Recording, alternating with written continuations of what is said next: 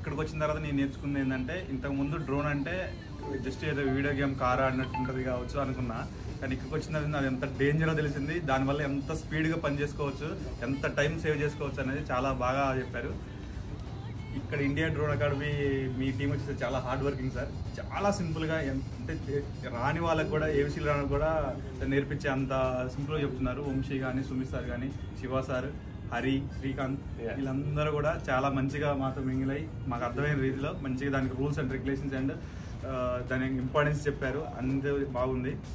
నేను సివిల్ ఇంజనీరింగ్లో, నేను సివిల్ ఇంజనీర్ బీటెక్, దాంట్లో ఎలా యూజ్ చేసుకోవాలని అంటే యాక్చువల్గా నా స్ట్రీమ్ని వదిలేసుకొని వేరే ట్రై చేసిన. ఇప్పుడు డ్రోన్ నేర్చుకున్న తర్వాత నా స్ట్రీమ్లో డ్రోన్ ఎలా ఉపయోగించుకోవాలి అనే దాంట్లోకి వెళ్తున్నాను. ఇది ఎవరికైనా సరే కెరీర్ పరంగానే, ఫ్యూచర్ పరంగానే చాలా బాగా యూజ్ అవుతుంది.